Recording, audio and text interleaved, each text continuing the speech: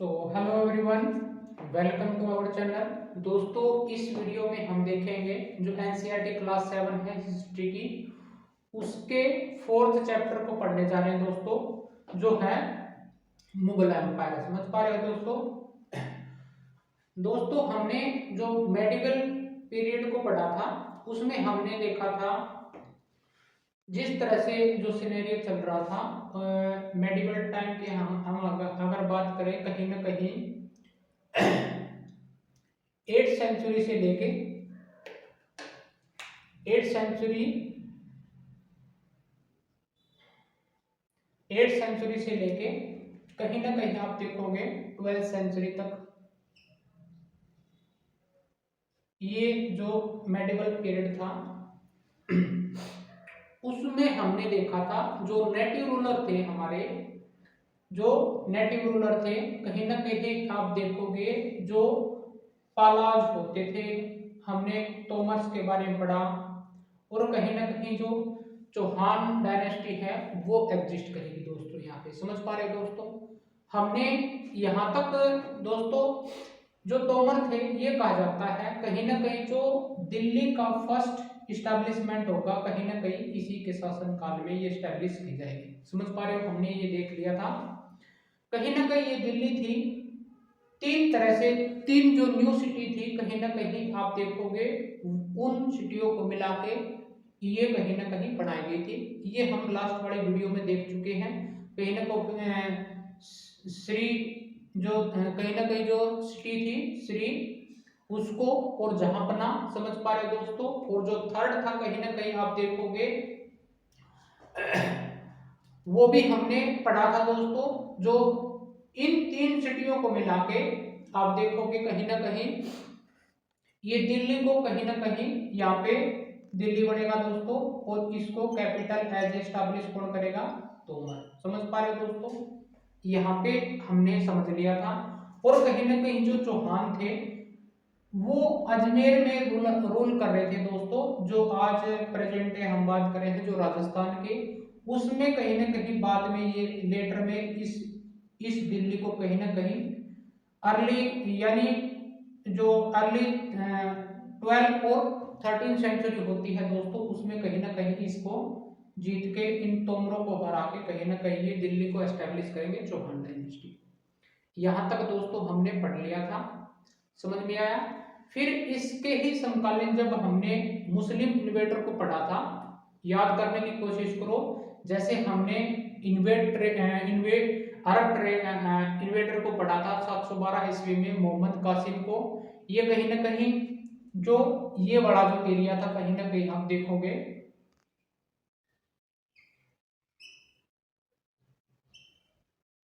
ये वाला जो एरिया, कहीं ना कहीं आप इसके माध्यम से जो कहीं ना कहीं लैंड पे आने का जो एंट्री पॉइंट था, कहीं ना कहीं यही था। और ऊपर देखोगे कहीं ना कहीं हिंदू कुश, जहां से ये दो ही रास्ते हुआ करते थे। अगर कोई बाहर से इंडिया में इन्वेड करेगा तो ये कहीं ना कहीं सिंध प्रांत और कहीं ना कहीं यहाँ हिंदू कुश है पर्वत, उसी के रास्ते लैंड के जरिए एंट्री की जा सकती। समझ पा रहे दोस्तों? जब मोहम्मद कासिम द्वारा यहाँ पे सिंध पर आक्रमण हुआ तो उस समय यहाँ पे इस एरिया में, समझ पा रहे दोस्तों, यहाँ पे कौन रूलर कर रहा था? दाहिर, राजा दाहिर। उसने उसको डिफीट करके कहीं ना कहीं वो जब अरब इन्वेडर होगा और कहीं ना कहीं टर्किश इन्वेडर होगा, ये कहीं ना कहीं मोहम्मद गजनवी और मोहम्मद गोरी कहीं ना कहीं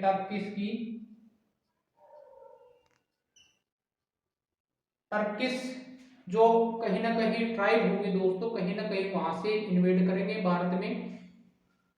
जो मोहम्मद कासिम और मोहम्मद गजनवी था उसका केवल मकसद क्या होता था दोस्तों? भारत में एंट्री लेके वहां के जितने भी नेटिव रूलर थे उनको हरा के जो यहाँ पे मंदिर होते थे, जो यहाँ पे कहीं ना कहीं हिंदू रूलरों द्वारा कहीं ना कहीं आप देखोगे यहाँ पे जो मंदिर स्टैब्लिश किए गए थे उनको कहीं ना कहीं लूटा जाएगा। समझ पा रहे हो दोस्तों? इन दोनों का मकसद यही होता था। लेकिन इसके बाद में जो मोहम्मद गोरी था दोस्तों, उसने उसका कहीं ना कहीं यहाँ पे स्टेबल नेचर हो गया था। समझ पा रहे हो, वो कहीं ना कहीं यहाँ पे स्टेबल होने के लिए आया था। उसने उसकी रिचनेस देखी, इंडिया की जोग्राफिकल वे में इकोनॉमिक पावरफुल देखी, पॉलिटिकल एफिलिएशन देखा, कहीं ना कहीं बाद में इसका मोहम्मद गोरी फायदा उठाएगा। समझ में आया। इसने दो फेमस बैटल लड़ी थी दोस्तों उस टाइम में। हमने पहली जो देखी थी बैटल ऑफ तराइन 1191 एडी में पृथ्वीराज चौहान और मोहम्मद गोरी के बीच में। पृथ्वीराज इसमें विजयी होता है। और जो बैटल ऑफ तराइन सेकंड थी 1192 में, कहीं ना कहीं पृथ्वीराज और गोरी, इसमें गोरी की विजय होती है दोस्तों। फिर वो बाद में कहीं ना कहीं स्टैब्लिश हो जाता है। इसके कहीं ना कहीं जो दास हुआ करते थे कुतुबुद्दीन ऐबक, समझ पा रहे हो, उसके द्वारा इसका विद्रोह किया गया। वो उसने बोला कि अब मैं अपने आप को चीफ घोषित करता हूँ, राजा घोषित करता हूँ, अब मैं दिल्ली पर राज करना चाहता हूँ। समझ पा रहे दोस्तों, इसकी ये बातें हमने यहाँ तक पढ़ ली थी। और जो मोहम्मद गजनवी था दोस्तों, उसने हमारे इंडिया में 17 बार आक्रमण किए थे। और जो इसका जो फेमस जो कहीं ना कहीं अटैक माना जाता है, सोमनाथ का जो टेम्पल था उसमें 1025 एडी में दोस्तों इसने कहीं ना कहीं टेम्पल से लूटा। और जब वो रास्ते में कहीं जा रहा था तो जाटो द्वारा, यहाँ पे जो नेटिव रूलर होंगे कहीं ना कहीं उनके द्वारा उस आधे जो वेल्थ को लूटा जाएगा दोस्तों। कहीं ना कहीं इसका इनका मकसद यही होता था कि इंडिया में प्लंडर करना और उसकी जो पॉलिटिकल एविएशन है उसको वीक बनाना। समझ पा रहे हो, ताकि हम कहीं ना कहीं दोबारा से हम इन्वेड कर सके।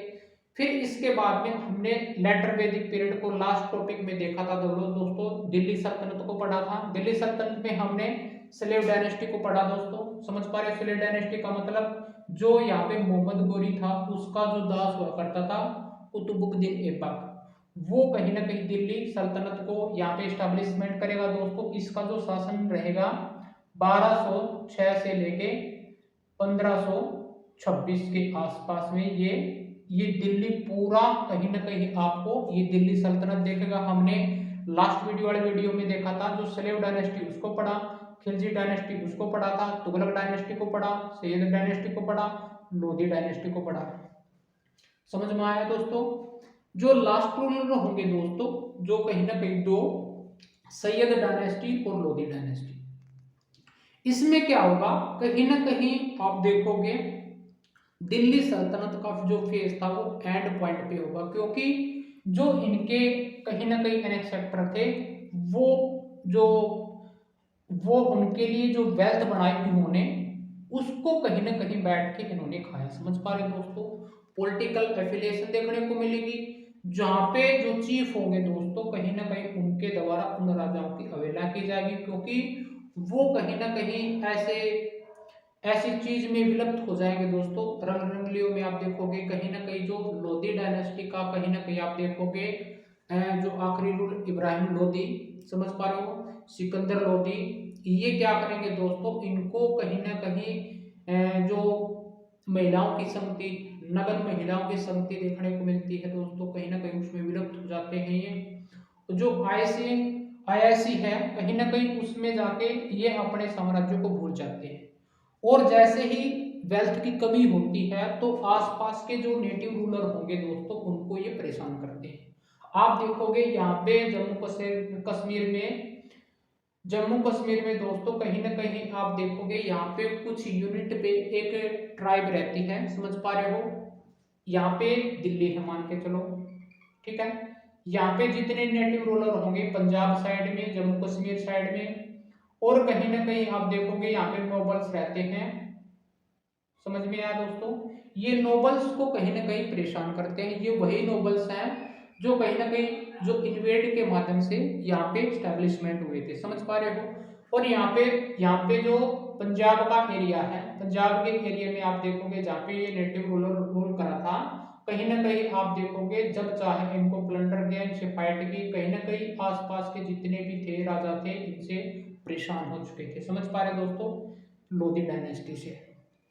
इसका जो लास्ट रूलर होगा दोस्तों इब्राहिम लोधी, इसके जो चाचा थे, समझ पा रहे हो, इसके चाचा द्वारा कहीं ना कहीं बाद में बाबर को और जो यहाँ नोबल्स रह रहे थे उनके द्वारा ये बाबर को इनवाइट किया जाएगा, क्योंकि ये जो परेशान हो चुके थे। आप देखोगे ये जो पंजाब का रूलर था और इसके जो चाचा थे इब्राहिम लोदी के, समझ पा रहे हो दोस्तों, इन्होंने मिलकर क्या किया, इन तीनों ने मिलकर क्या किया, बाबर को इनवाइट करते हैं। बाबर दोस्तों, ये जो मुगल एम्पायर होगा वो दो तरीके से कहीं ना कहीं जुड़ा होगा।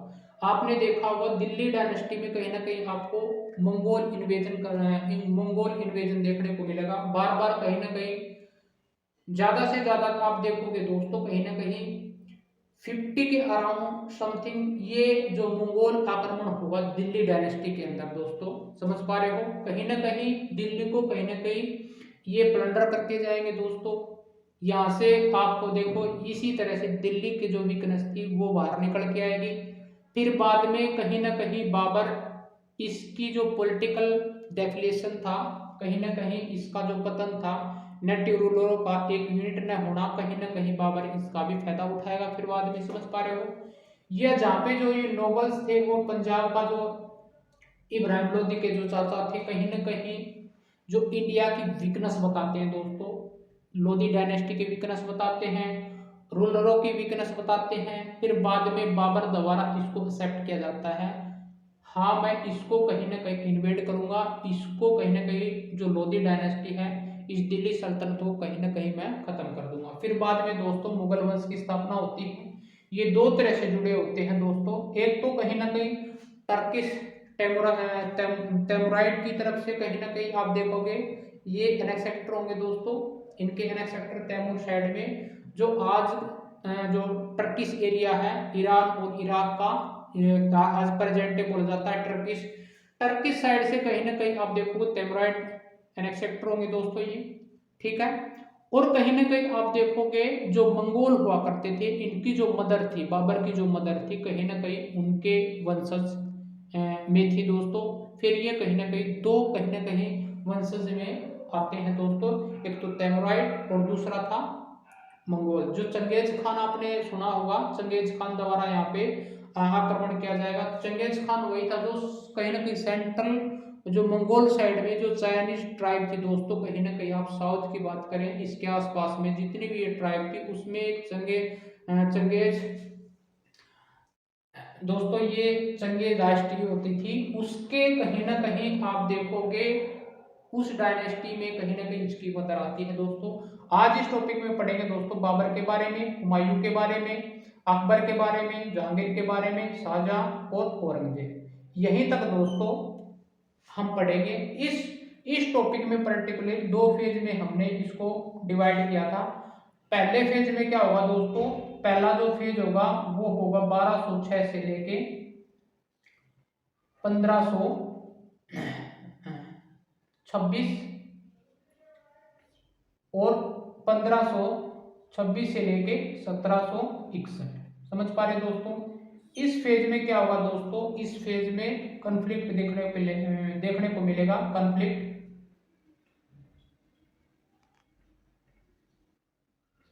और ये कहीं ना कहीं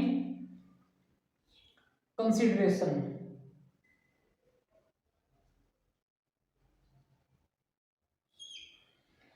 इसका मतलब दोस्तों जैसे जो चीफ होते थे राजा के, जो मंत्री होते थे, जो चीफ होते थे, जो स्लेव डायनेस्टी जो स्लेव करके जीता जाता था, कहीं ना कहीं वो वही राजा को कहीं ना कहीं मार गिराएंगे दोस्तों, उसे विश्वासघात करेंगे, कन्फ्लिक्ट होगा। इस फेज में हम दिल्ली सल्तनत को पढ़ेंगे और इस फेज में हमारे को मुगल एम्पायर को देखने पड़ेंगे, जो कहीं ना कहीं यहाँ पे मनसबदार होते थे, जो कहीं ना कहीं मंत्री होते थे, जो कहीं ना कहीं जो कमांडर होते थे दोस्तों, राजा को पुश करते थे, उसका एडमिनिस्ट्रेशन कैसे चलाना है, इकोनॉमिक्स को कैसे मतलब बढ़ाना है दोस्तों, सोसाइटी को किस तरह से ग्रो करना है, समझ पा रहे हो, किस तरह से टैक्स रेवेन्यू करना है।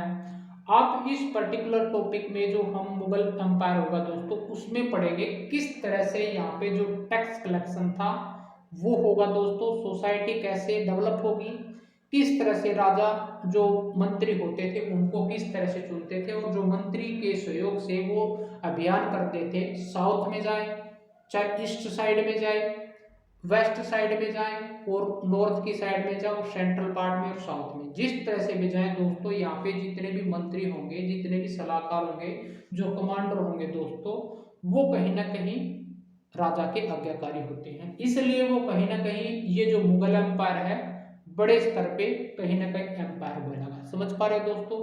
आइए दोस्तों हम इस पर्टिकुलर टॉपिक में देखेंगे कि किस तरह से यहाँ पे जो इकोनॉमिक पावरफुल पॉलिटिकल होगा, जो स्ट्रोंगनेस होगी दोस्तों मुगल वंश के द्वारा। फिर हम इसके आर्ट एंड कल्चर को पढ़ेंगे दोस्तों। इसमें कहीं ना कहीं जो सिक्के डेवलप होंगे दोस्तों, जो कहीं ना आर्ट एंड कल्चर डेवलप होगी, जो कहीं ना कहीं ज्योग्राफिकल कहीं ना कहीं वो ज्योग्राफिकल कहीं ना कहीं बढ़ेगा दोस्तों। आर्किटेक्चर के बारे में पढ़ेंगे दोस्तों।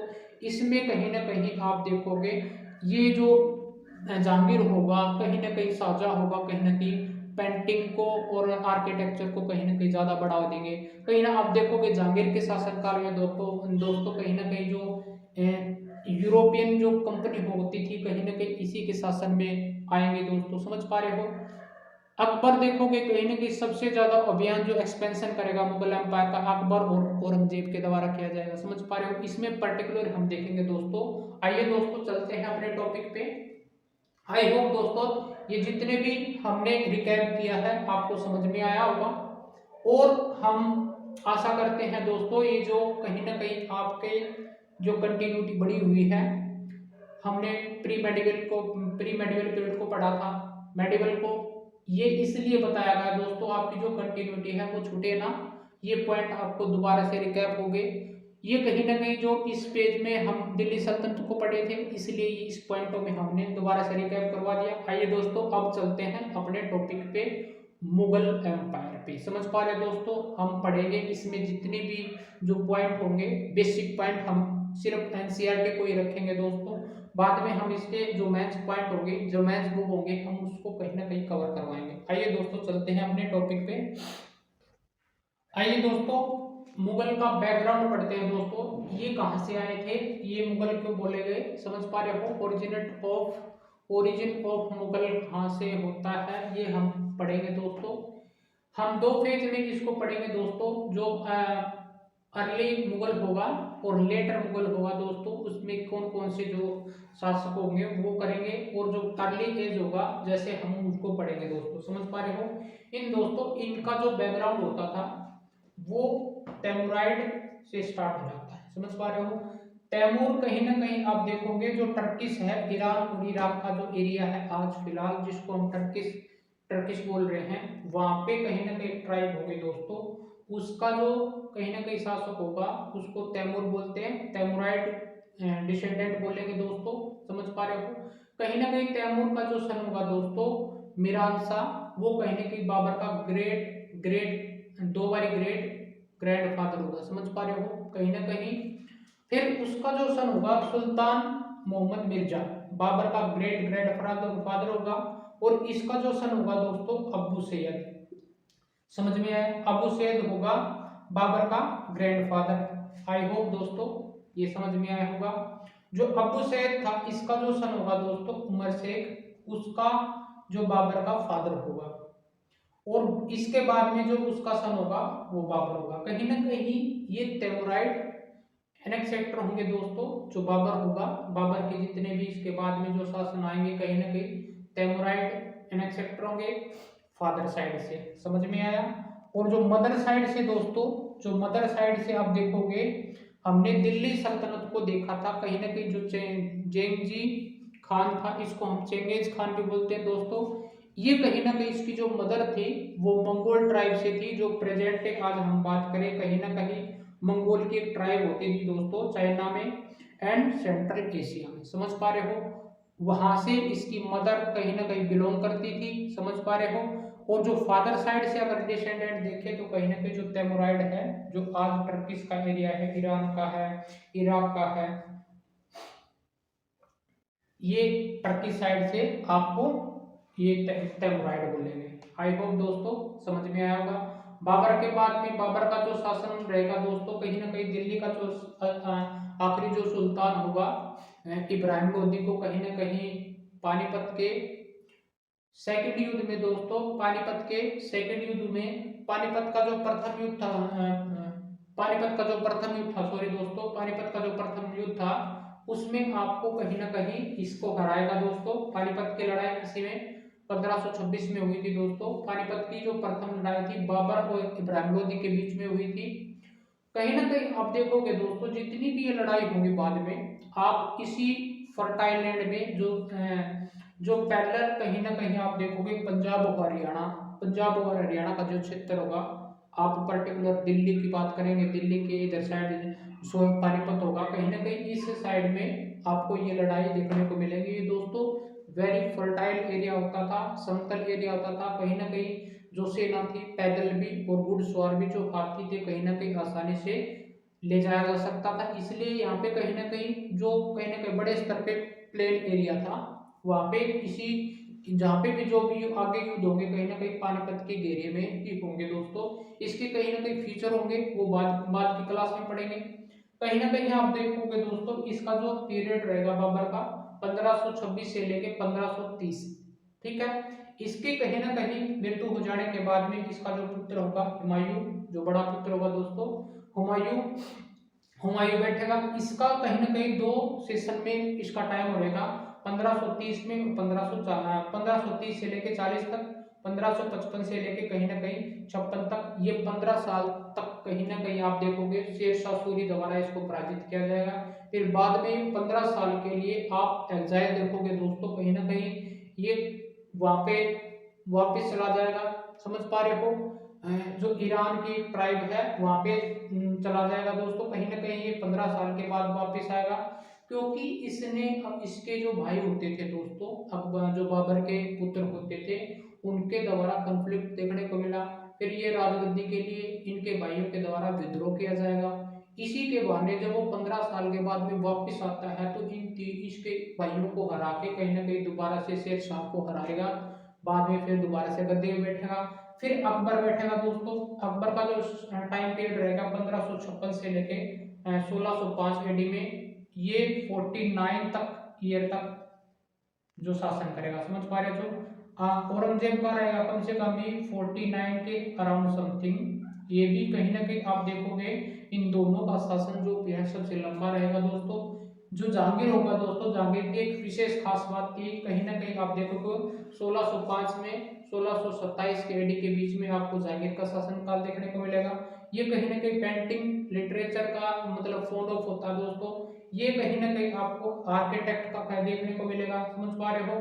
इसके द्वारा शासन काल में आप देखोगे कहीं ना कहीं ताजमहल आर्किटेक्ट देखने को मिलेगा, ताजमहल और रेड फोर्ट, समझ पा रहे हो दोस्तों। ये कहीं ना कहीं आप ये बनवाएंगे दोस्तों। और औरंगजेब होगा दोस्तों इसके बाद में जो सबसे ज्यादा कट्टर होगा, कहीं ना कहीं आप देखोगे किसी के शासन काल में हिंदू रूलर की जो संख्या वो सबसे ज्यादा होगी, आप देखोगे। इसके बाद में दोस्तों जैसे ही कहीं ना कहीं जो औरंगजेब का पतन होने के बाद में कहीं ना कहीं जो मुगल एम्पायर होगा, कहीं ना कहीं आप देखोगे वो वीकनेस रूलर देखने को मिलेंगे। कहीं ना कहीं थोड़े थोड़े समय के बाद में ये बदलते रहेंगे, टर्मोइल देखने को मिलेगा आपस में ही। फिर जैसे ही इनका वीकनेस आपस में लड़ाई करेंगे दोस्तों, ठीक है। जैसे इसमें हम देखेंगे दोस्तों, जो लेटर मुगल पीरियड होगा 1707 से लेके 1857 की क्रांति के तक हम देखेंगे। जो टाइम पीरियड में जो रूलर होंगे, एक तो बहादुर शाह प्रथम, समझ पा रहे दोस्तों, जहांदार शाह, फरुखसियर, कहीं ना कहीं सबसे कायर होगा दोस्तों, ये कायर बोला जाएगा। रफी उद दराजत और रफी उल दौला और मोहम्मद शाह रंगीला दोस्तों, अपने नाम सुना होगा वही। अहमद शाह को देखो कोई, आलमगीरपुर द्वितीय को बोलोगे, शाह आलम द्वितीय और अकबर प्रथम, और कहीं ना कहीं बहादुर शाह द्वितीय जफर कहीं ना कहीं लास्ट रूलर होगा दोस्तों। कहीं ना कहीं आप देखोगे जब 1857 की क्रांति है, दिल्ली का सबसे बड़ा नेतृत्व तो यही करेगा। फिर बाद में इसको कैद करके दोस्तों, समझ पा रहे हो, कहीं ना कहीं कैद करवा लिया जाएगा। फिर बाद में इसकी मृत्यु हो जाती है। इसके बाद में देखोगे दोस्तों, कहीं ना कहीं आपको ब्रिटिश एम्पायर आपको देखने को मिलेगा जो यूरोपियन कंपनी होगी दोस्तों, कहीं ना कहीं उनका दबदबा हो जाएगा, कहीं ना कहीं वो आपस में लड़ाई करेंगे। और जो ब्रिटिश होगी, कहीं ना कहीं जो फ्रांसीसी थी या फिर जो टर्किश होगी दोस्तों, उनको हरा के ब्रिटिश एम्पायर का यहाँ पे 300 साल तक बाद में राज करेंगे दोस्तों। ये हमारा रिकैप आगे तक हो गया, लेकिन आज हम मुगल पीरियड को पढ़ेंगे दोस्तों। जो ओरिजिन ऑफ मुगल था, कहीं ना कहीं जो लास्ट रूलर हुआ करता था लोधी डायनेस्टी का, कहीं ना कहीं आप देखोगे उनको डिफीट करने के बाद में कहीं ना कहीं इन्होंने नॉर्दर्न इंडिया को जीत लिया था दोस्तों ऑफ लोधी डायनेस्टी। क्योंकि लोधी डायनेस्टी के जो रूलर हुआ करते थे, कहीं ना कहीं वो भोग विलास की जो जीवन व्यतीत करते थे, जब खत्म हो जाता था तो आसपास के नेटिव रूलर को पराजित करने के लिए वो बाहर निकलते थे। आप देखोगे इसमें लोधी डायनेस्टी में आप सिकंदर लोधी को देखोगे, कहीं ना कहीं उसने जो कुतुब मीनार था उसका आप देखोगे रिपेयर करवाया था दोस्तों, उसका ये एग्जाम्पल देखने को मिलेगा। तो सिकंदर लोधी को कहीं ना कहीं क्या है, यासकी की जिंदगी बहुत ज्यादा पसंद थी। वो नगन औरतों के कहीं ना कहीं कोर्ट में रहता था दोस्तों। वो कहीं ना कहीं इस तरह से जिंदगी बिताते थे, कहीं ना कहीं ये पतन का आप कारण लगा सकते हो। जो कहीं ना कहीं रेवेन्यू जनरेट था जो लिया गया था, जैसे ही रेवेन्यू खत्म हो जाता है दोस्तों, फिर वो कहीं ना कहीं वो जो आर्मी होती थी उनको कहीं ना कहीं पेमेंट नहीं दे पाते थे, रेवेन्यू खत्म हो गया था दोस्तों। जो जितना भी आप देखोगे जो वेल्थ थी वो खत्म हो गई थी, इसी कारण से दिल्ली का पतन हो गया था। और कहीं ना कहीं आप देखोगे इसके जो पिता होते थे इब्राहिम लोदी के चाचा होते थे दोस्तों दौलत खां लोदी। और पंजाब का जो कहीं ना कहीं किंग होता था, हमने कश्मीर में जो नोबल्स पढ़े थे दोस्तों, जो स्लेव या फिर जीत के कहीं ना कहीं वो एक ट्राइब के रूप में रह रहे थे, वो कहीं ना कहीं बाबर को इनवाइट करते हैं। बाबर इनको हरा के दोस्तों यहाँ पे मुगल एम्पायर की स्थापना करेगा। कहीं ना कहीं देखो दोस्तों, कहीं ना कहीं जो लोधी किंग हुआ करते थे, कहीं ना कहीं आप देखोगे जो ये नोबल्स होते थे, हमने बताया था जो जम्मू कश्मीर में साइड में या फिर अफगानिस्तान की साइड में जो ट्राइब होती थी, कहीं ना कहीं वहाँ पे प्लोटेड एरिया में रहते थे, समझ पा रहे दोस्तों। और यहाँ पे जो काबुल के रूलर होते थे उनमें वही कहीं ना कहीं बाबर को इनवाइट करते हैं। अब पंजाब के कहीं ना कहीं आप देखोगे पंजाब में रूलर था आसपास में, कहीं ना कहीं इसके जो चाचा थे, समझ पा रहे हो, उन्होंने इसको इनवाइट किया दोस्तों। और फिर बाद में बाबर ने एग्री कर दिया था दोस्तों। ये देखते हुए कहीं ना कहीं जो पॉलिटिकल एफिलिएशन है यहाँ पे डिसएग्रीमेंट है उसका ये फायदा उठाएंगे। और इन्हीं की सहायता से दोस्तों कहीं ना कहीं इनको हराएंगे। और इसकी जो इंडिया के रिचनेस है उसको कहीं ना कहीं देखते हुए, उसकी जो फर्टाइल लैंड है, कहीं ना कहीं वो पंजाब तक अपनी आर्मी को लेके आएगा, समझ पा रहे हो। जो पंजाब का किंग होगा दोस्तों, जो नोबल्स होंगे और जो इब्राहिम लोदी का चाचा होगा, उन्हीं की सहायता से इस लोधी डायनेस्टी को खत्म कर देगा पानीपत के प्रथम युद्ध में 1526 ईस्वी, समझ पा रहे दोस्तों। ये डिसेंडेंट होते हैं दोस्तों, हमने पढ़ा था जो मदर साइड से थे, आप देखोगे चंगेज खान जो मुगल ट्राइब होती थी वो पढ़ा। और कहीं ना कहीं फादर साइड से आप देखोगे तैमुराइड जो टर्किश साइड में जो ईरान और इराक का क्षेत्र होता था, आज जो टर्किश साइड है वहाँ पे ये तैमुराइड ये उससे आपको देखा जाएगा। आई होप दोस्तों ये समझ में आया होगा। दोस्तों आगे चलते हैं। आइए दोस्तों, जो पहले रूलर होंगे, जो मुगल एम्पायर होंगे, जो अर्लियर मुगल होंगे दोस्तों, उनके मेजर कैंपेन एंड इवेंट को देखेंगे। इसमें हम पहले पढ़ेंगे बाबर को, समझ पा रहे हो दोस्तों। आइए, इसका जो टाइम पीरियड रहेगा 1226 से लेके 1530 के, जो पानीपत की पहली लड़ाई होती है इब्राहिम लोदी और कहीं ना कहीं बाबर के बीच में, यहीं से शुरू होता है दोस्तों मुगल एम्पायर। ये कहीं ना कहीं फाउंडर ऑफ मुगल एम्पायर कहा जाता है दोस्तों। ये कहीं ना कहीं जो बोर्न हुआ फरगना में, ये सेंट्रल एशिया में पैदा होता है दोस्तों। फरगना एक विलेज से कहीं ना कहीं आप तहसील छोटे से जो ट्राइब होती है दोस्तों, उसका कहीं ना कहीं ये चीफ होता है, कमांडर होता है दोस्तों। फिर ये success to the throne at, कहीं ना कहीं ये जो राजगद्दी पे बैठता है दोस्तों 1498 एडी में, समझ पे आया। और ये कहीं ना कहीं फोर्स किया जाएगा, वहां की जो ट्राइब होगी उनके उनके द्वारा इन्वेजन होगा दोस्तों। ये उज्बेक्स होगी, कहीं ना कहीं जो मंगोल की ट्राइब होगी उसके द्वारा ये कहीं ना कहीं अपने थ्रोन को छोड़ देता है दोस्तों, उनको कहीं ना कहीं हराता है। और उस मंगोल ट्राइब को, उज्बेक्स को कहीं ना कहीं वो डिफीट करके सीज कर लेता है 1504 ईस्वी में। समझ में आया। 1526 ईस्वी में दोस्तों कहीं ना कहीं वो इब्राहिम लोदी को डिफीट करता है। ये हमने बताया था कि किसके द्वारा ये इनवाइट किया जाता है, समझ पा रहे हो, जो कैप्चर किया जाता है दिल्ली और आगरा को। आई होप दोस्तों ये बात समझ में आई होगी। जो इसके रीजन होंगे दोस्तों जो बाबर की सक्सेस के, उसमें कई पॉइंट आपको ये देखने को मिलेंगे जो कहीं ना कहीं उसके द्वारा भारत में सबसे पहले आर्टिलरी का प्रयोग किया, बोट लेके आया वो सेंट्रल एशिया से। कहीं ना कहीं जो इंडियन आर्मी आज जो यूज कर रही है दोस्तों, पहले ही इस टाइम में आर्टिलरी का प्रयोग, तोपों का प्रयोग किया जाता है, किया गया था बाबर के द्वारा। समझ में आया दोस्तों। कहीं ना कहीं आप देखोगे जो तलवारबाजी होती थी उनके मुकाबले जो आर्टिलरी बारूद वाली जो बंदूक होती थी दोस्तों, उनसे कहीं ना कहीं आप ज्यादा से ज्यादा सैनिक मार दोगे। समझ पा रहे हो, कहीं ना कहीं ये सक्सेसफुल हुआ।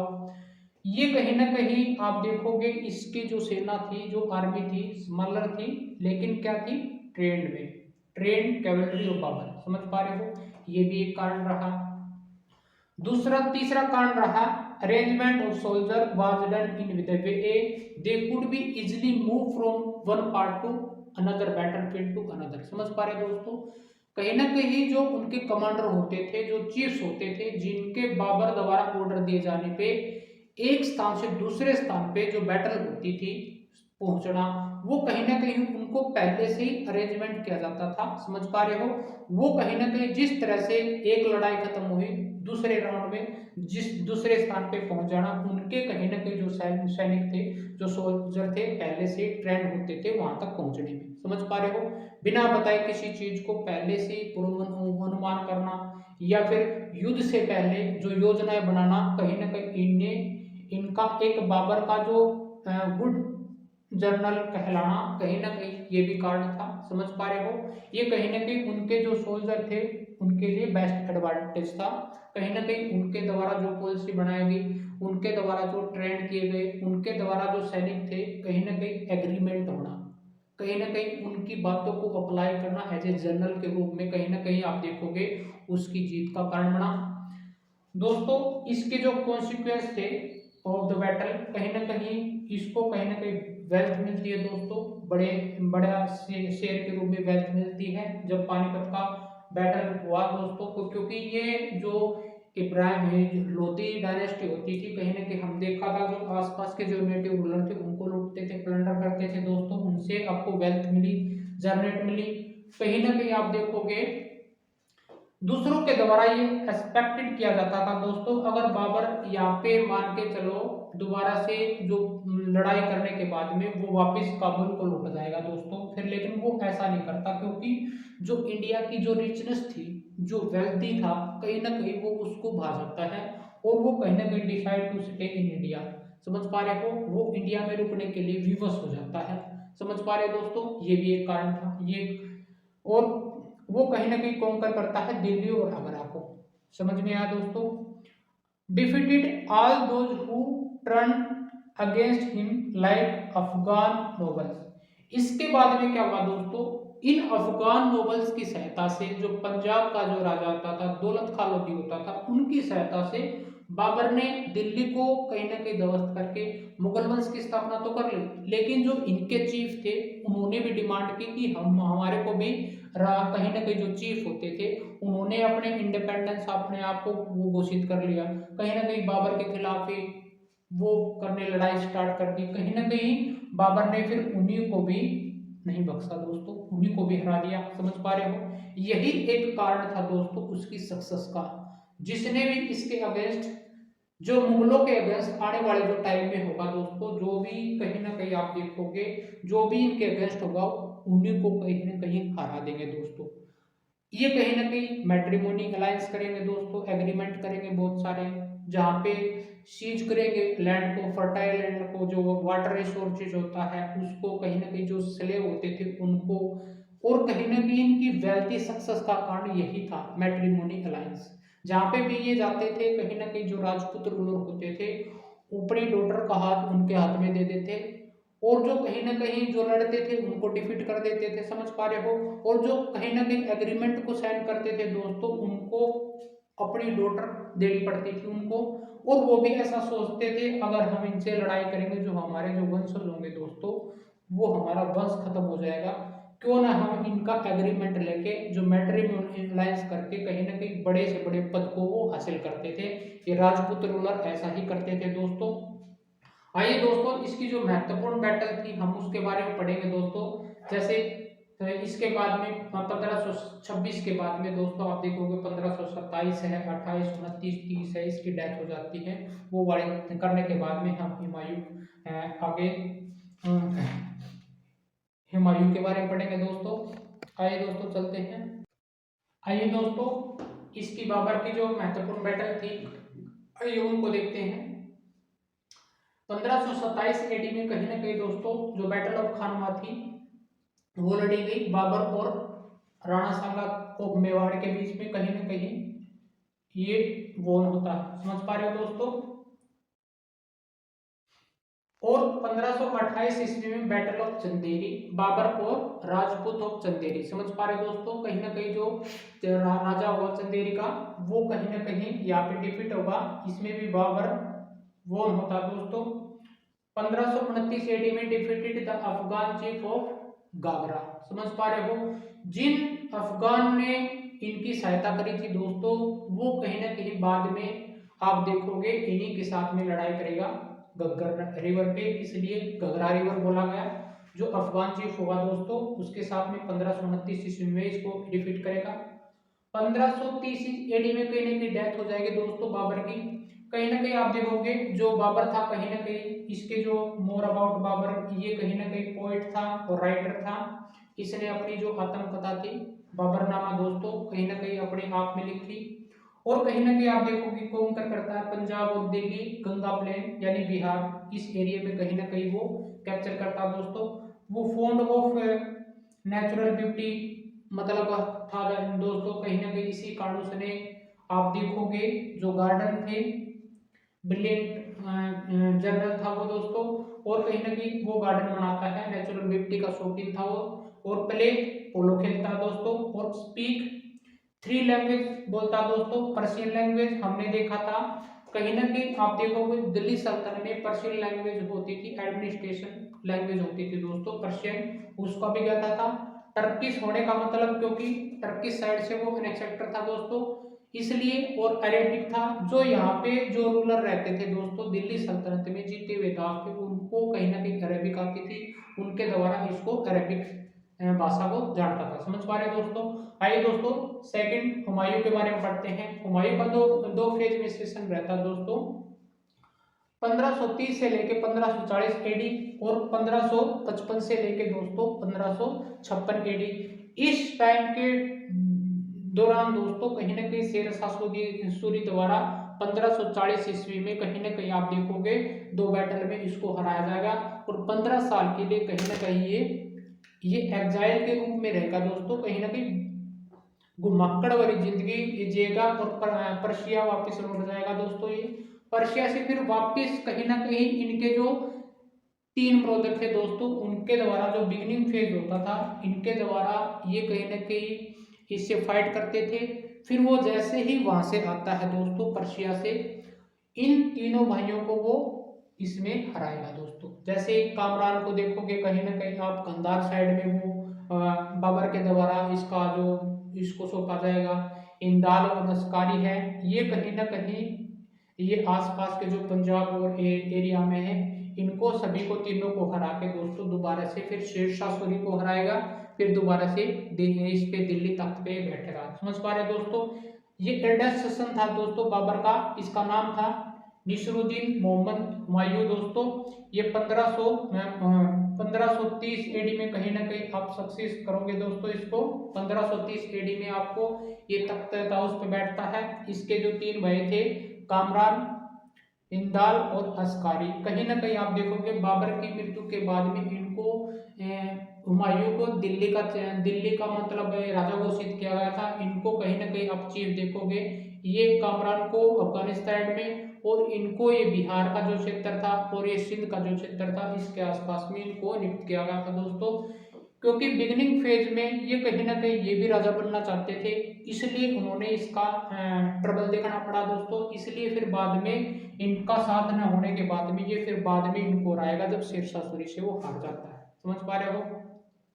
Humayun was faced with the trouble since beginning as a Babar did not live long। कहीं ना कहीं जो बाबर का जो बिगिनिंग था वो सक्सेसफुल था, हुमायूं का ऐसा नहीं हो सका दोस्तों, क्योंकि वो सिक्योर कर पाया अगेंस्ट एनिमी के, लेकिन हुमायूं नहीं कर पाया। समझ पा रहे दोस्तों।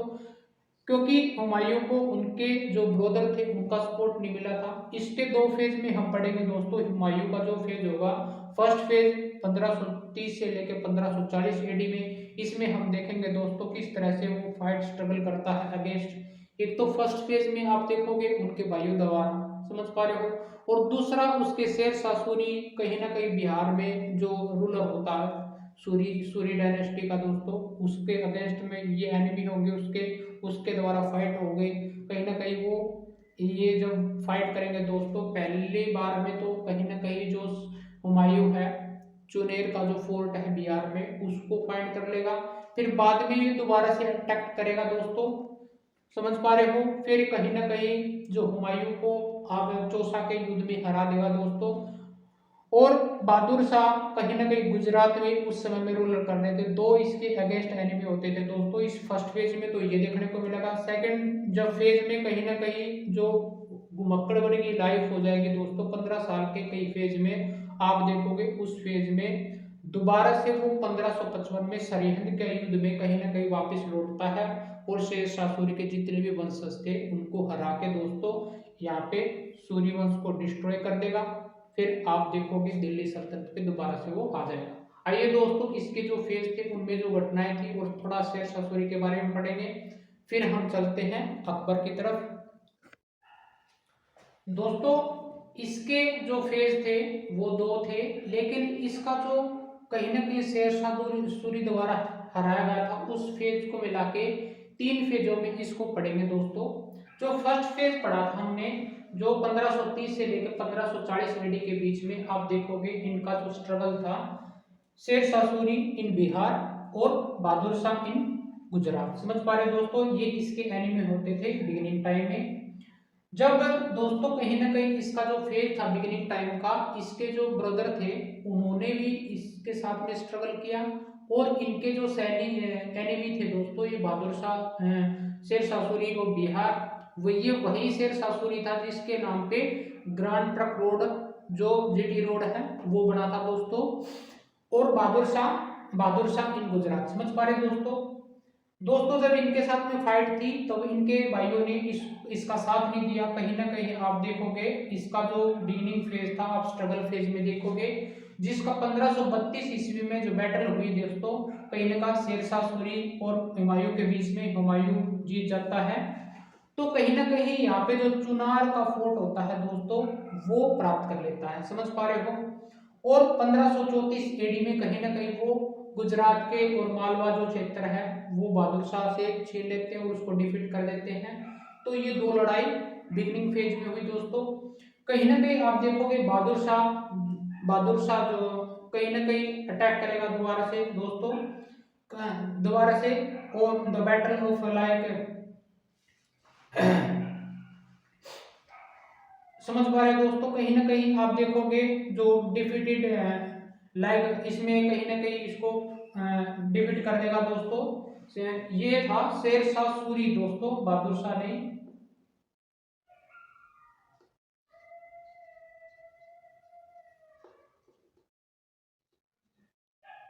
शेरशाह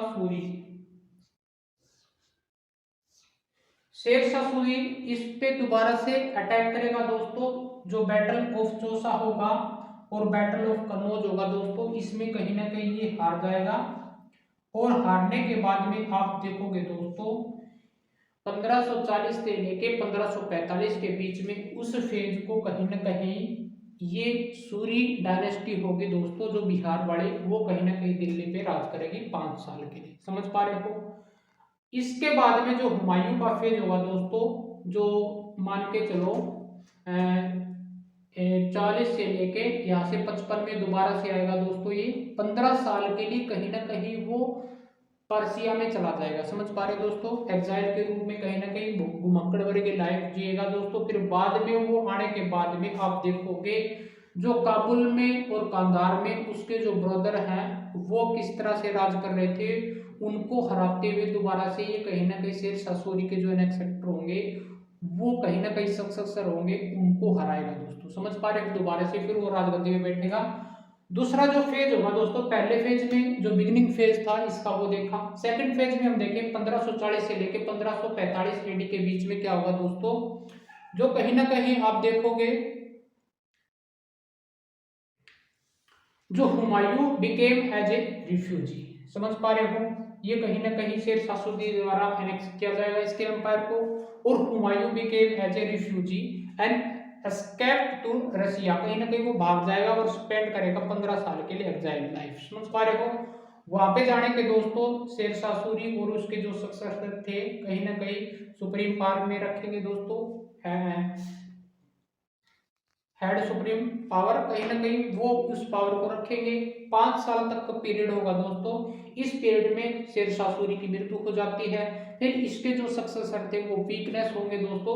और जो थर्ड फेज होगा हुमायूं का, कहीं ना कहीं आप देखोगे हुमायूं क्या करेगा, जो काबुल को बेस करेगा दोस्तों, बेस पॉइंट रखेगा कहीं ना कहीं, जो पर्शिया से वो दोबारा से उनके जो कहीं ना कहीं पर्शिया में जो ट्राइब होंगे उनके द्वारा उनकी सहायता की जाएगी दोस्तों।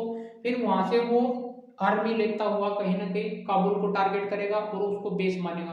क्योंकि अगर काबुल कांधार की तरफ जाके देखोगे कहीं ना कहीं उन्हीं के भाई जो कामरान थे वहां पे कहीं ना कहीं उसको डिफीट करके दोस्तों 1545 में दोबारा से वो दिल्ली की ओर जाएगा। और इस फेज में आप देखोगे तो शेर शाह की डेथ हो चुकी होगी और उसके जो सक्सेसर थे कहीं ना कहीं वीक रूलर होंगे, उनको हरा के दोस्तों वो दोबारा से राजगद्दी पे बैठेगा।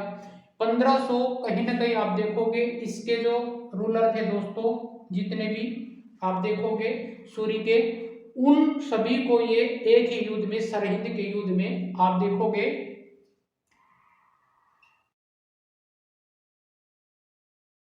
सरहिंद बैटल ऑफ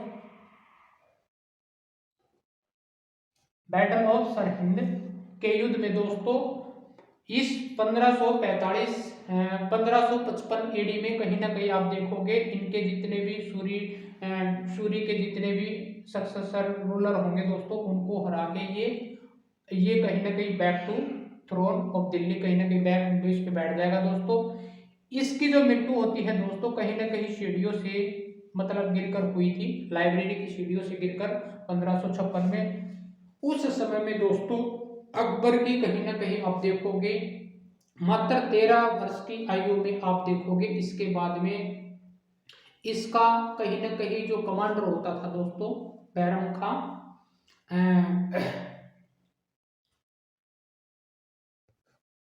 बैरम खां की सहायता से दोस्तों अकबर कहीं ना कहीं राजा घोषित होगा। 13 वर्ष की आयु में कहीं ना कहीं उसको राजा बनाया जाएगा।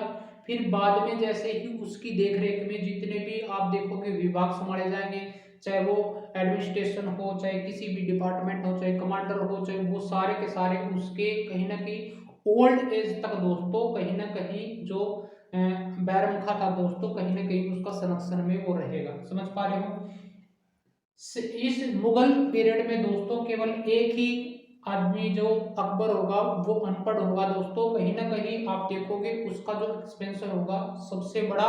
और उसके बाद में आपको जो औरंगजेब था उसका शासन देखने को मिलेगा। ये दोनों का फेज आपको 49 ईयर के समथिंग आपको देखने को मिलेगा दोस्तों। समझ पा रहे हो, इस युद्ध में दोस्तों जैसे बैटल ऑफ सरहिंद के युद्ध में दोस्तों उन्होंने सूरी के जितने भी डायनेस्टी थी, जितने भी रूलर थे, यह इस्लाम शाह है, आदिल शाह है और सिकंदर शाह सूरी है, सिकंदर शाह सूरी है दोस्तों, उस बैटल में उसको उसने हराया था। इसके बाद में उसकी जो मृत्यु हो जाती है तो उसका जो बैरम जो संरक्षण था उसके अंडर में अकबर को यहाँ पे राजा घोषित किया जाएगा। आइए दोस्तों थोड़ा इसका जो शेरशाह सूरी का फेज था उसको भी पढ़ लेते हैं, क्योंकि ये इस पर्सपेक्टिव से कहीं ना कहीं इम्पोर्टेंट हो जाता है। जो सूरी डायनेस्टी थी उसके बारे में भी पढ़ेंगे, उसके छोटे छोटे पॉइंट हैं वो भी बाहर निकलेंगे। आइए दोस्तों शेरशाह सूरी के बारे में पढ़ते हैं। जो इसका जो टाइम पीरियड रहेगा 1540 और 1545, 5 साल के फेज रहेगा दोस्तों सूर्य डायनेस्टी का। इसमें आप देखोगे जो इसका मोस्ट फेमस रूलर होगा दोस्तों जो सूर्य डायनेस्टी का, वो शेरशाह सूरी होगा। समझ पा रहे हो। इसका जो रियल नेम है दोस्तों वो है फरीद। ये कहीं ना कहीं इस टाइटल को जो ये शेर की टाइटल को कहीं ना कहीं अडॉप्ट करेगा दोस्तों आफ्टर किलिंग ए टाइगर। किलिंग के मारने के बाद में ये शेर टाइटल की जो टाइटल है वो लेगा दोस्तों। शेरशाह वाज इन इस डायनेस्टी में दोस्तों 5 रूलर होंगे, कहीं ना कहीं एग्जाम्पलरी क्वालिटी के होंगे दोस्तों। इसके बाद में कहीं ना कहीं जो वीकनेस होगी वो आपको देखने पड़ेंगे, जैसे इस्लाम शाह है, आदिल शाह है और सिकंदर शाह है। समझ पा रहे हो। फिर बाद में कहीं ना कहीं आप हुमायूं द्वारा इनको सरहिंद के युद्ध में 1555 एडी में कहीं ना कहीं इनको डिफीट किया जाएगा दोस्तों। इसने दोस्तों आप देखोगे ये लॉन्ग टाइम तक सरवाइव नहीं कर पाएंगे दोस्तों। इसका जो एम्पायर था दोस्तों एक्सपेंडेड फ्रॉम लाइक झेलम से ब्रह्मपुत्र नॉर्थ और सेंटर का एरिया। आप देखोगे हिमालय से नॉर्थ से लेके नर्मदा तक का एरिया आप देखोगे, इस एरिया में आपने इसको एक्सपेंशन होगा। समझ पा रहे हो। फिर वो ये कहीं ना कहीं अपना जो इम्प्रूव करेगा administration and had a large standing army भी इसकी ये क्वालिटी होगी दोस्तों। इसी प्रकार से वो कहीं ना कहीं हुमायूं को कहीं ना कहीं 2 बैटलों में वो हरा पाया। जो चुनार का जो फोर्ट था दोस्तों उसने गंवाया था वो फिर से उसने पा लिया दोस्तों। ही कंस्ट्रक्टेड जीटी रोड। समझ पा रहे दोस्तों। ग्रांड ट्रैक रोड इसको क्या बोला जाता है, सड़क ए आदम और कहीं आजम एंड हाईवे दोस्तों, इसको सड़क आजम। दोस्तों जो हमारा ये जीटी रोड है आप कमेंट सेक्शन में बताओ ये कौन से मतलब नेशनल हाईवे से कनेक्टेड है अभी। समझ पा रहे हो। और वो किस तरह का जो ट्रेड होता था दोस्तों, आप इसको ट्रेड को भी कनेक्टेड बताओ। इस तरह की यहाँ से जो मान के चलो आप गंगा और ब्रह्मपुत्र रिवर था उसके फेज में आप ट्रेड कहाँ से होता था, ये कहीं ना कहीं जीटी रोड किस तरह से हेल्प करता था दोस्तों। वेस्ट की साउथ की साइड और कहीं ना कहीं वेस्टर्न ईस्टर्न साइड में किस तरह से यहाँ पे ट्रेड होता था। कहीं ना कहीं आप ये बताओ इसका महत्वपूर्ण योगदान क्या था इस रोड का। समझ पा रहे हो। ये कहीं ना कहीं दोस्तों इसने वेरी इंपॉर्टेंट इसने इंट्रोड्यूस कराया था न्यू करेंसी लाइक जो कॉइन्स था वो रुपया, जिसको हम आज फॉलो करते हैं दोस्तों। ही प्रोवाइडेड इम्पार्शियल जुडिशियल सिस्टम, इसके द्वारा कहीं ना कहीं आप देखोगे जो इसके बाद में यही जो इम्पार्शियल जुडिशियल सिस्टम है दोस्तों आप देखोगे जहांगीर के शासनकाल में भी आपको देखने को मिलेगा दोस्तों। जिसने मान के चलो जहांगीर द्वारा कहीं ना कहीं जो सिख धर्म के 5th गुरु थे अर्जुन देव को, इसी के आधार पे दोस्तों जो मान के चलो जो चेन होती थी लोहे की, जो आयरन चेन होती थी उनको जकड़ के दोस्तों उसकी डेथ करवाई थी दोस्तों।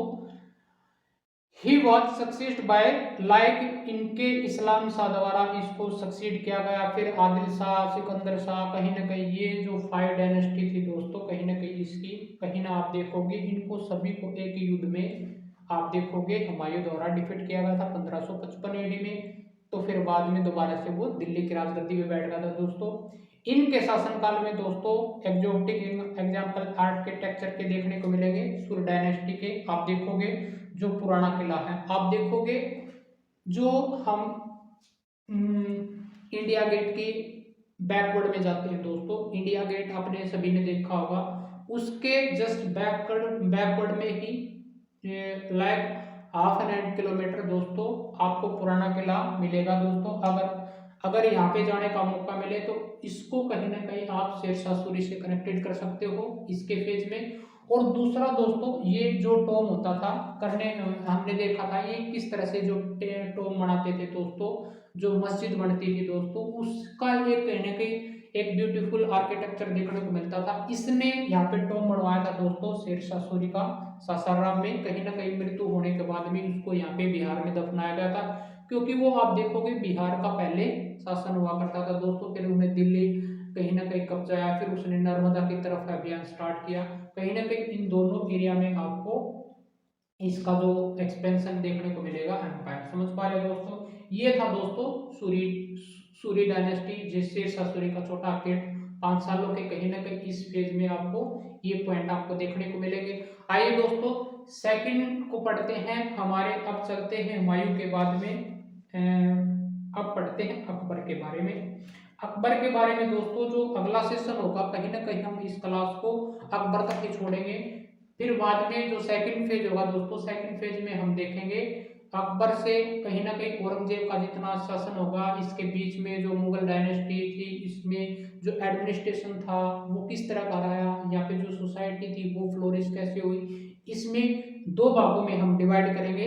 पहले फेज में हमने इसको अकबर तक रखेंगे दोस्तों, अकबर के पीरियड में क्या रहेगा, किस तरह से वो अभियान चलाएगा। फिर सेकंड फेज में दोस्तों हम शाहजहां को पढ़ेंगे, शाहजहां के जहांगीर को पढ़ेंगे, जहांगीर के बाद में शाहजहां को पढ़ेंगे, शाहजहां के बाद में दोस्तों औरंगजेब, और उसके बाद में जितना भी इसका जो इन्फ्लुएंस होगा दोस्तों, जिस फेज में ये जो नवरत्न होंगे दोस्तों, किस तरह से वो विभाग को संभालते थे, कौन कौन से वो पोस्ट होते थे, उसको सेकंड वीडियो में हम देखेंगे दोस्तों।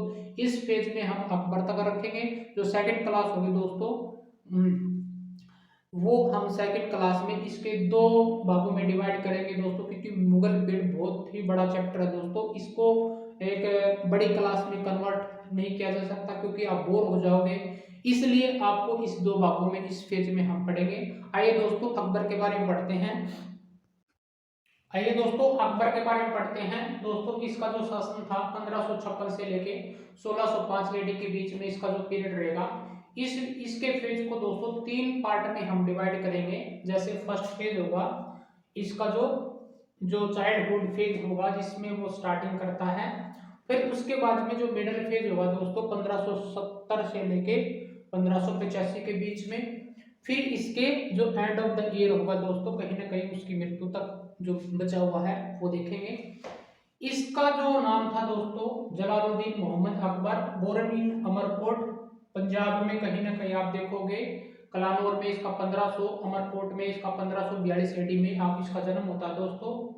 इसको कहीं ना कहीं एम्परर मेड बनाया जाता है दोस्तों as the age of 13 after his Humayun sudden death के बाद में 1556 एडी में उसके पिता की सीढ़ियों से गिरकर कहीं ना कहीं मृत्यु हो जाने के बाद में दोस्तों, उसके जो बैरम खां संरक्षक थे, जिसने इसके हुमायूं के मरने के बाद में दोस्तों इसका कहीं ना कहीं संरक्षण होता था, कमांडर होता था, उसका नाम था बैरम खां। उसके द्वारा अकबर का पालन पोषण किया गया दोस्तों। वो गार्डियन के रूप में कहीं ना कहीं वो अकबर को कहीं ना कहीं पढ़ता है, रेजिडेंट पढ़ता है। समझ पा रहे हो दोस्तों। He looked after the matter of governance, कहीं ना कहीं हुमायूं के मरने के बाद में उसने जो गवर्नेंस के कहीं ना कहीं उसको गवर्नेंस एडमिनिस्ट्रेशन का काम किया दोस्तों। एंड तब तक उसके लिए वो वार करता रहा दोस्तों, जब तक कहीं ना कहीं वो बूढ़ा नहीं हुआ। समझ पा रहे हो। और हिमसेल्फ कहीं ना कहीं उसका जो कंट्रीब्यूट था अकबर के लिए एज ए पिता से भी बढ़कर था दोस्तों। इसका जो राइन था दोस्तों आप देखोगे 3 भागों में डिवाइडेड है। ये हमने फिर को 1556 से लेके 1576 ईस्वी के बीच में आप देखोगे बिगिनिंग द फेज, जो इसका जो चाइल्ड फेज था उसको, और मिडल एज में 1570 से लेके 1585 एडी के बीच में दोस्तों। और अगर आप देखोगे जैसे 1585 से लेके 1600 लास्ट फेज को। आइए दोस्तों पहले फेज को पढ़ते हैं। फर्स्ट फेज 1556 से लेके 1576 में क्या क्या दोस्तों, इसमें क्या होगा, जो सेकंड बैटल ऑफ पानीपत होगी दोस्तों। हमने फर्स्ट बैटल को पढ़ा था जो बाबर द्वारा लड़ी गई थी, इब्राहिम लोधी को हराया था। और सेकंड बैटल होगी 1556 में ये कहीं ना कहीं हेमू कहीं ना कहीं वो अफगान जनरल होता था दोस्तों, जो पंजाब हरियाणा इसके आसपास का जो क्षेत्र था उसमें इसने इसको हराया, जीता हुआ था दोस्तों। इस अफगान जनरल को कहीं ना कहीं ये अकबर हरा देता है इस युद्ध में। और कहीं ना कहीं आपको देखोगे इसमें लॉन्च करता है military campaign against the kingdom of Malwa और गोडवाना। गोडवाना समझ पा रहे दोस्तों, किस किस पोर्ट से करता है ये, कहीं ना कहीं मिर्जा हकीम है इसका जो ब्रदर है, हाफ ब्रदर, वो कहीं ना कहीं उसकी सहायता से। और उज्बेक्स कहीं ना कहीं आपने देखा होगा, जो उज्बेक्स जो चाइना की और इसके आसपास में साउथ एशिया की जो कहीं ना कहीं आप देखोगे ट्राइब थी दोस्तों, उसकी सहायता से इन पर ये विजय प्राप्त करता है और कहीं ना कहीं सीज कर देता है सिसोदिया, कहीं ना कहीं सिसोदिया कैपिटल ऑफ चित्तौड़। चित्तौड़ ये वही है दोस्तों महाराणा प्रताप वाली। ये कहीं ना कहीं 1568 ईस्वी में कहीं ना कहीं सिसोदिया को, इस कैपिटल को कहीं ना कहीं कैप्चर करता है और रणथंभौर को कर लेता है 1569 ईडी में दोस्तों। बाद में दोस्तों ये कहीं ना कहीं जो इसका जो सेकंड फेज होगा दोस्तों, जब 1570 से लेकर 1585 के बीच में कहीं ना कहीं मिलिट्री कैंपेन ऑफ गुजरात करता है, देन बिहार, बंगाल और उड़ीसा। समझ पा रहे दोस्तों, इसके कहीं ना कहीं इस फेज में ये करता है। दीज कैंपेन वर कॉम्प्लिकेटेड, मान के चलो उस समय अगर ये इस फेज में गया हुआ है तो कहीं ना कहीं उस टाइम में इसको लगा कि ये कंप्लीट है, लेकिन इसको मुमकिन किसके द्वारा, इसका जो ब्रदर था कहीं ना कहीं ये, और इसका जो संरक्षक था बैरम खान, इसकी सहायता से और जो मिलिट्री थी इसकी सॉलिड थी, इसके कारण उन्होंने सारे कैंपेन को जो कॉम्प्लिकेटेड थी उसको आसान बना दिया दोस्तों। बैटल ऑफ हल्दीघाटी इस फेज में लड़ा जाता है दोस्तों 1576 ईडी में, कहीं ना कहीं अकबर और महाराणा प्रताप के बीच में। ये अकबर इसमें विजयी होता है दोस्तों। अगर हम इसके थर्ड फेज की बात करें दोस्तों 1585 से लेके 1605 एडी के बीच में, आप देखोगे ये कहीं ना कहीं आप इसका जो एक्सपेंशन होगा वो कहीं ना कहीं नॉर्थ वेस्ट की तरफ जाएगा, नॉर्थ वेस्ट की तरफ। कहीं ना कहीं आप देखोगे ये सिंध प्रांत वाला और इसमें जो कांधार है इस पास के एरिया को ये जीतेगा, कांधार को सीज कर लेगा दोस्तों। और जैसे कश्मीर है, काबुल है, काबुल काबुल को भी करेगा दोस्तों, लेकिन इस काबुल के सीज करने से पहले दोस्तों इसके जो ब्रदर थे इसकी युद्ध में आप इसकी हकीम मिर्जा हकीम की मृत्यु हो जाती है। और कहीं ना कहीं दक्कन कंपेन हमने देखा था कि कोई भी जो राजा होते थे, जब हमारे को सेंट्रल एशिया कहीं ना कहीं आप इस फेज में जाओगे तो कहीं ना कहीं वो कहीं ना कहीं दक्कन फेज में भी कंपेन करते थे। लाइक उसने जीता, बराड़ जीता, खानदेश को जीता, कहीं ना कहीं पोर्ट ऑफ अहमदनगर को जीता दोस्तों। फिर बाद में अगर देखोगे जो गड्डाकर का एरिया है, पोर्ट ऑफ अहमदनगर, ये जो आसपास के जो नेटिव रूलर होंगे दोस्तों इसको दोबारा से अहमदनगर को वापस ले लेंगे दोस्तों। आई होप दोस्तों ये समझ में आया होगा। ये अहमदनगर भी कहीं ना कहीं इंपॉर्टेंट हो जाएगा, कहीं ना कहीं जैसे हम उसको पढ़ रहे थे, जैसे आपने देखा होगा त्रिबटाइट सिस्टम जो फाइट थी कन्नौज के लिए, उसी तरह से ये अहमदनगर या जो डेक्कन का क्षेत्र है, कहीं ना कहीं इस फेज में दोस्तों जैसे ही आप जहांगीर का शासन आएगा तो उसमें जो ब्रिटिश थे और जो फ्रांसीसी थे दोस्तों, कहीं ना कहीं इस फेज में डेक्कन के एरिया में, कलकत्ता में या फिर नीचे की साइड में ये थोड़े छोटे छोटे अपने ट्रिब्यूटरी या फिर अपनी कंपनी को खोलेंगे। इसमें आपको ये जो बरार थे, खानदेश थे और अहमदनगर थे, ये वेरी इंपॉर्टेंट हो जाएंगे दोस्तों एज ए फर्ट उसके, अगर उसकी हम बात करें तो। समझ पा रहे हो दोस्तों। आई होप दोस्तों अकबर तक का फेज हमने किया, थोड़ा और अकबर के जितने भी शासनकाल में हम देखेंगे जो पीरियड में जो कुछ हुआ वो पढ़ने के बाद में दोस्तों इसका जो फेज होगा इसको हम ड्रॉप करते हैं। फिर जो नेक्स्ट वीडियो होगी हम इसको जो बचे हुए हैं वो चैप्टर उसमें लास्ट वाले सेकंड फेज में कराएंगे दोस्तों। इसका जो मुगल फेज था कहीं ना कहीं इसका जो कॉम्प्लिकेटेड चैप्टर था कहीं ना कहीं हम दूसरी वीडियो में इसको कंप्लीट करवाएंगे। इस फेज में हम अकबर तक रखेंगे, थोड़ा और पढ़ते हैं दोस्तों, इसके बाद में हम फिनिश करते हैं। फिर इसको जो फिनिश, इस चैप्टर को फिनिश दूसरी वीडियो में करेंगे। आइए दोस्तों चलते हैं, थोड़ा और पढ़ लेते हैं इसके बारे में। आइए दोस्तों ये कहीं थोड़ी जो अकबर की जो पॉलिसी थी उसके बारे में पढ़ते हैं। इसके द्वारा कहीं ना कहीं अब्रोड पे ये फीचर देखने को मिलेगी दोस्तों, जैसे एडमिनिस्ट्रेशन पे है were laid down by Akbar and were elaborated discussed by Abul Fazl in his book. समझ पा रहे हो, अकबरनामा में कहीं ना कहीं इसकी पूरी डिटेल दी गई है दोस्तों। ये कहीं ना कहीं आप देखोगे इसका जो लास्ट वॉल्यूम होगा दोस्तों, ये तीन तीन वॉल्यूम में डिवाइडेड है ये बुक। आप देखोगे अकबरनामा, ये जो लास्ट है आईने अकबरी दोस्तों, कहीं ना कहीं इसके इन थ्री वॉल्यूम में कहीं कहीं ना आप देखोगे अकबर का रिकॉर्डेड किया गया है। One of his close friend है ये कोर्टियस है अबुल फजल टू राइट हिज राइट, इसके बारे में ये लिखता है दोस्तों। ये कहीं ना कहीं नौरत्नों में शामिल है। इसकी जो हिस्ट्री रही है अकबरनामा को थ्री वॉल्यूम में इसको कहीं ना कहीं कन्वर्ट किया गया दोस्तों। जो पहली जो वॉल्यूम थी कहीं ना कहीं इसके जो अकबर के एनेक्सेक्टर रहे हैं, समझ पा रहे, उसमें कहीं ना कहीं इसका वर्णन दिया गया है।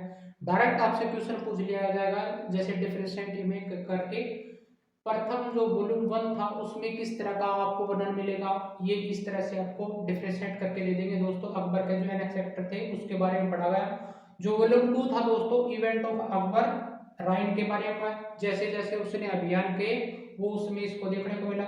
वॉल्यूम 3 में दोस्तों आईने अकबरी में क्या देखने को मिलेगा, ये कहीं ना कहीं आपको इसके जो अकबर एडमिनिस्ट्रेशन है, हाउस होल्ड है, आर्मीज है, रेवेन्यू है, geographical of empire, like it's also provide rich detail about the traditional and culture of people living in India। समझ पा रहे दोस्तों, इसमें जो थर्ड फेज था उसमें आपको ये चीजें आपको देखने को मिलेंगी। डिफरेंस करके आप पूछ लिया जाएगा जो पहला वॉल्यूम था उसमें क्या है, सेकंड वॉल्यूम में क्या दिया गया, थर्ड वॉल्यूम में क्या दिया गया, समझ पा रहे। और ये दोस्तों कहीं ना कहीं आप देखोगे जो फेमस पर्सनैलिटी थी अकबर के, उनको नौरत्न बोले जाते थे, वो मैंने यहाँ पे मेंशन कर दिया है। एनसीईआरटी में ये कुछ जो पॉइंट है दोस्तों एनसीईआरटी में नहीं दिए गए हैं। आपको कहीं ना कहीं जो इसके नौरत्न थे, बिरबल इसका जो नाम था महेशदास दोस्तों, ये थे टोडर तानसेन थे, इसका रामतनु पांडे नाम था, ये सिंगर थे, कहीं ना कहीं आपको सुना भी होगा। मान सिंह थे, कहीं ना कहीं मीर बख्शी एक पोस्ट होती थी जो मिलिट्री कमांडर होता था उसको बोलते थे दोस्तों, इसके पद पे रखा गया था। टोडरमल के बारे में पढ़ेंगे आप देखो दोस्तों, ये रेवेन्यू मिनिस्टर होता था इसमें। अबुल फजल था कहीं ना कहीं ऑथर ऑफ अकबरनामा, कहीं ना कहीं अकबरनामा लिखे थे, ये क्लोज फ्रेंड होता था इसका। कहीं ना कहीं आप देखोगे अब्दुल रकीम खाने खाना, ये कहीं ना कहीं इसके इसमें था कोर्ट में। फैजल था दोस्तों कहीं ना कहीं कुक, समझ पा रहे हैं, ये खाना बनाता था। मुल्ला दो प्याजा और फकीर अजिलुद्दीन कहीं ना कहीं फकीर अजिलुद्दीन, ये कहीं ना कहीं ये नौरत्नों में शामिल थे दोस्तों। होप दोस्तों ये दोस्तों फर्स्ट पार्ट जो मुगल एम्पायर का है हमने वो कंप्लीट किया है अकबर तक। आइए दोस्तों हम अगले लेसन में हम देखेंगे जितने भी जो रिमेनिंग पार्ट है मुगल एम्पायर का वो कल हम फिनिश करवाएंगे दोस्तों। अगले जो वीडियो होगी हम उसमें जो बेसिक पॉइंट है जो रिमेनिंग पार्ट और मुगल का है वो करवाएंगे दोस्तों।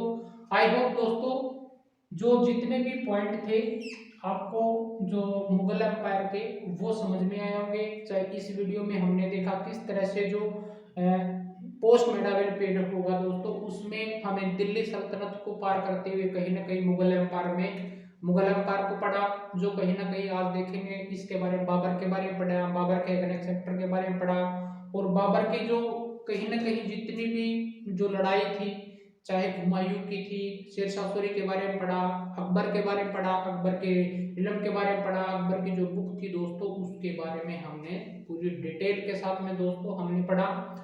दोस्तों ये वीडियो होती है खत्म, हम जो सेकंड फेज होगा दोस्तों उसमें हम इसको करवाएंगे, इसको पूरी डिटेल के साथ में जो रिमेनिंग पार्ट है उसको भी फिनिश करवाएंगे दोस्तों। जो एनसीईआरटी क्लास 6 और 7 है, रिमेनिंग जो सब्जेक्ट है जैसे पॉलिटिकल की है और हिस्ट्री की हम कवर कर ही रहे हैं, और कहीं ना कहीं ज्योग्राफी की है, और ज्योग्राफी की है, पॉलिटिकल की है, इकोनॉमिक्स की इकोनॉमिक की नीड दोस्तों, कहीं ना कहीं इकोनॉमिक्स पॉलिटिकल और ज्योग्राफी की दोस्तों जो सेकंड क्लास की जो बुक है वो कंप्लीट हो गई है, आप जाके उनको भी देख सकते हो। उसके जितने भी जो बेसिक पॉइंट है आपके आने वाले जो ग्लिम्स होगा उसमें कहीं ना कहीं आपको हेल्पफुल होंगे दोस्तों। मेरी कहीं ना कहीं ये, मैं दोस्तों कहीं ना कहीं इतना एफर्ट करता हूँ आपके लिए, जो एनसीईआरटी में जो टॉपिक नहीं दिए गए हैं दोस्तों, मैं उनको भी करवाने की कोशिश करता हूँ, ताकि आप कंफ्यूज मत हो जाए, जाकि ताकि जो जितने भी पॉइंट थे आपको एनसीईआरटी के अलावा जो बेसिक जो मान के चलो सीक्वेंस वाइज है वो भी आपको पता चलता रहे। एनसीईआरटी आपको ये गाइड नहीं करता दोस्तों, ये कहीं ना कहीं आपको जो एक्सपीरियंस टीचर होता है, ये जो मेरे द्वारा कहीं ना कहीं 4 साल से 5 साल का जो एक्सपीरियंस है सिविल सर्विस की तैयारी का, वही अनुभव मैं आपको दे पा रहा हूँ दोस्तों। इनके जरिए दोस्तों आप अपने खुद के नोट्स भी बना सकते हो, जितने भी आपके पॉइंट होंगे वो क्लियर हो सकते हैं। ये वीडियो सिविल सर्विस की जो तैयारी करता है दोस्तों, जो यूपीएससी की करता है, पीसीएस की तैयारी करता है, और जिनको एनसीईआरटी नेसेसरी है दोस्तों, चाहे किसी भी एग्जाम की हो, वो इनसे आप अपने खुद के नोट्स बना सकते हैं।